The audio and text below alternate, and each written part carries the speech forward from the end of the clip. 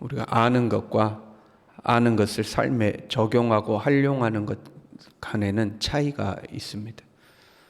가령 예전에 학교 다닐 때 보면 교수님 중에서 공부도 많이 하시고 상당히 지식이 많으신데 그걸 잘 이렇게 풀어내지 못하는 분들이 있죠. 아는 것은 많은데 잘 이렇게 풀어내지 못하시는 분이 있고, 그 지식이 그렇게 풍성하지는 않지만 그것을 적절하게 잘 활용해서 잘 풀어내시는 분들도 있죠.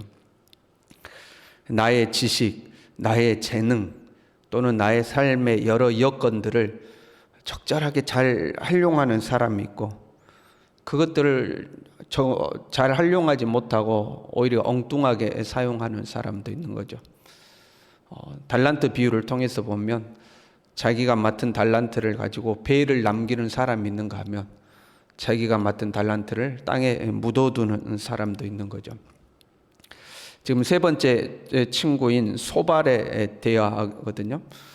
네가 말이 많으니 내가 말을 안 할 수가 없다 하고 이제 소발이 시작합니다. 말이 많으니 어찌 대답이 없으랴. 이제 그 말이거든요. 네가 이렇게 말을 많이 하니 내가 말을 안 할 수가 없다 하고 이제 대화를 시작합니다. 근데 소발의 대화를 보면 상당히 믿음의 고백 아니면 하나님에 대한 올바른 지식을 고백하는 것을 우리가 볼 수가 있습니다. 7절에 이렇게 되어 있어요. 네가 하나님의 오묘함을 어찌 능히 측량하며 전능자를 어찌 능히 완전히 알겠느냐. 하늘보다 높으시니 내가 무엇을 하겠으며 수월보다 깊으시니 내가 어찌 알겠느냐. 그의 크심은 땅보다 깊고 바다보다 넓으니라. 완벽하게 옳은 말이죠. 하나님에 대해서 완벽하게 옳은 말을 하고 있습니다. 이사야 55장 8절 9절에는요. 이는 내 생각이 너희 생각과 다르며 내 길은 너희의 길과 다름이니라. 여호와의 말씀이니라. 이는 하늘이 땅보다 높음 같이 내 길은 너희의 길보다 높으며 내 생각은 너희의 생각보다 높으니라 하는 그 하나님의 사람과의 어떤 차별성, 구별됨, 거룩함, 거기에 합당한 이야기를 이 소발이 하고 있는 거죠. 바울은 하나님의 미련한 것이 사람의 지혜로운 것보다 더 지혜롭다 하고 고백했죠. 지금 그 이야기를 하고 있는 겁니다. 이 소발은 하나님에 대해서 상당히 이 올바르고도 어떻게 보면 정확한 지식을 지금 이야기를 하고 있는 겁니다. 그런데 문제는 그 다음이죠. 이 하나님에 대한 이렇게 올바른 지식을 어떻게 활용하는가 하는 부분입니다. 하나님은 우리가 측량할 수 없는 분이다. 하나님은 전능하신 분이다. 하나님은 땅보다 길고 바다보다 넓으신 하나님인 그 하나님을 우리가 어찌 알 수 있겠는가 하고 고백을 했어요. 그 하나님의 위대함에 대해서 고백해 놓고 그 다음에는 그런 하나님이 하시는 일이니 틀림이 없다 그런 거예요. 이 크고 위대하신 하나님이 하시는 일에는 틀림이 없다. 그러니 네가 이렇게 고난당하는 것 보니까 네가 죄 지은 것이 분명하다 하는 겁니다.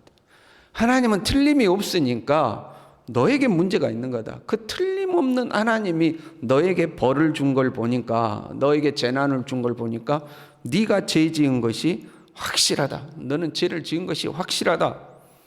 너는 네 입으로 의롭다고 말하지만 4절에 이렇게 이야기하죠. 네 말에 의하면 내 돈은 정결하고 나는 주께서 보시기에 깨끗하다 하는구나. 너는 의롭다고 말하지만 실상은 네가 기억을 못하는 거다. 너는 지금 네가 의롭다고 이야기하지만 실상은 네가 지금 너의 그 부족함을 기억 못하고 있는 거다. 6절 하반에 이렇게요. 하나님께서 너로 하여금 너의 죄를 잊게 하여 주셨음을 알라. 너는 지금 그 다 잊어버리고 있는 거다 하는 이야기예요. 그러나 하나님은 너는 잊어버렸을지라도 하나님은 다 보고 계신다. 11절에요. 하나님은 허망한 사람을 아시나니 악한 일을 상관하지 않으시는 듯하나 다 보시느니라. 하나님이 모르는 것 같이 그러나 다 알아. 하나님이 상관 안 하는 것 같지 그러나 하나님이 다 알고 계시는 거야. 그래서 허망한 사람이 망하듯이 네가 망한 거야. 그리고 뒤에는 이제 좋은 말 붙여주죠. 그러니 회개하고 죄를 버려라.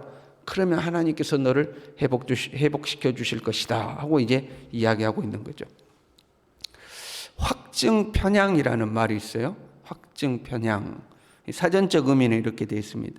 자신의 가치관, 신념, 판단 따위와 부합하는 정보에만 주목하고 그 외의 정보는 무시하는 사고방식, 그런 겁니다. 그러니까 우리가 어떤 사람은 나쁘다고 생각해요. 아무개는 나빠 이렇게 생각하면 그 사람의 나쁜 점만 발견하고 좋은 점, 장점이 많은데도 그건 안 본다는 겁니다. 그리고 그 사람의 나쁜 점만 딱 보이면 봐봐, 내 말이 맞잖아, 저 나쁘잖아, 이제 이렇게 이야기하는 거죠. 그게 일종의 확증 편향입니다. 우리 사회는 상당히 확증 편향적인 사고에 매몰되어 있는 것을 종종 보게 됩니다. 예를 들면 이런 거죠. 부자는 나빠, 가난한 사람은 선해. 여러분 맞습니까? 부자는 다 나빠. 그래서 그 매스컴에 어떤 부유한 사람의 비리가 드러나면 맞잖아, 부자는 다 나쁘잖아, 이제 이렇게 이야기하는 거죠. 가난한 사람은 다 선해, 이렇게 하는 거죠. 근데 여러분, 우리가 어떤 사람의 선함과 악함을 무 잘라내듯이 딱 잘라가지고 이쪽에 있는 사람은 선해, 이쪽에 있는 사람은 악해, 이게 안 되죠. 사람은 선과 악을 같이 가지고 있잖아요. 어떤 사람이 나한테는 악한데 그 사람이 자기 주변인들에게는 한없이 선한 경우가 있죠. 나에게는 한없이 선한 사람인데 가만 보니까 다른 사람에게는 아주 이 악독한 경우도 있죠. 이 선과 악을 딱 잘라낼 수가 없는 부분들이 있는 거거든요. 우리 사회는 이런 어떤 극심한 양극화를 겪고 있는 것 같아요. 극심하게 양극화되어 있어서 우리 편은 착해, 우리 편은 선해, 우리 편이 아닌 반대편은 저 다 나빠, 이제 이렇게 되어 있죠. 그래서 그들에게도 좋은 점도 있고 선한 점도 있는데 그걸 못 본 채 안 좋은 점만 보이면 봐봐, 내 말이 맞잖아, 저 다 나쁜 사람들이야, 이렇게 되는 경우가 있죠. 소발은 신앙이라는 미명 아래 자기가 정해 놓은 틀로 모든 세상을 보고 있는 겁니다. 소발은 재난을 당한 사람은 다 죄 지은 사람이라는 틀을 가지고 있는 거죠. 죄를 지었으니까 벌을 받는다 하는 그 틀을 가지고 있는 거예요. 그 틀로 세상을 보는 거죠. 그래서 고난당하면 저 사람은 죄 지었어, 우리가 모르지만 뭔가 죄 지은 게 있어서 저 벌 받는 거야. 힘든 일 당하면 저 사람은 우리 앞에서 착한 척 했지만 우리는 몰라도 하나님은 다 보고 계시는데 하나님 앞에 잘못한 게 있으니까 죄 벌 받는 거야. 이제 이런 틀로 딱 정해놓고 보는 거죠. 심지어는 자기의 친구 욥까지도 그렇게 보는 거죠. 그래서 고난 있는 사람은 다 나빠, 나쁜 사람, 이제 이렇게 하는 거죠. 이게 반대가 되면 어떻게 되겠어요?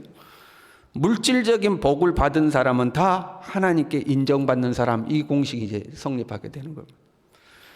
그래서 많은 사람들이 거짓과 불의를 동원하여 불을 쌓고, 그 불을, 거짓과 불의를 동원해서 불을 쌓죠.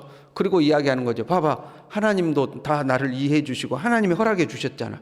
하나님이 이거 허락하지 않으면 내가 어떻게 부자가 됐겠어. 그러니까 내가 부자 된 것은 다 옳은 거야 라고 만들어내는 거죠. 그런 틀을 이렇게 만들어내는 거죠. 그러니까 자칫 잘못하면 우리 신앙인들이 더 편협하고 생각의 틀이 더 좁고 사람들과의 관계에 있어서 내 어떤 그런 생각에 맞지 않는 사람은 다 적대적으로 보는 거죠. 내 생각과 맞으면 우리 편, 좋은 사람 이렇게 되고 맞지 않으면 다 저 나쁜 사람 이렇게 되는 거죠. 그래서 우리 신앙인들의 생각이 자칫 잘못하면 아주 좁아져요. 그래서 신앙인들이 오히려 더 극단적이고 더 편협하고 세상을 바라보는 시선이 확증 편향적일 때가 종종 있는 것을 우리는 보게 됩니다. 우리가 하나님을 바로 알아간다면 하나님이 지금 소발이 고백하는잖아요. 하나님의 그 넓고도 길고도 깊고도 높음을 우리는 헤아릴 수 없다, 그렇게 고백하잖아요. 그 하나님에 대해서 우리가 진실로 알아가고 배워간다면 그 하나님을 닮아가야 되겠죠. 우리도 더 넓어지고 우리도 더 길어지고 우리도 더 깊어지고 우리도 더 높아지는 사람이 돼야 되겠죠.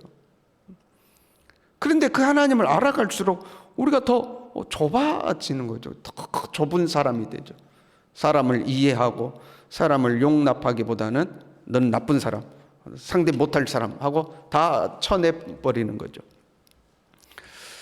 하나님은 사람을 사랑하시되 끝까지 사랑하시죠. 그가 비록 죄인이라 할지라도 그 죄를 멀리하시고 그 죄를 하나님은 싫어하시지만 그 사람이 죄에서부터 돌아오기를 하나님은 끝까지 기다리시죠.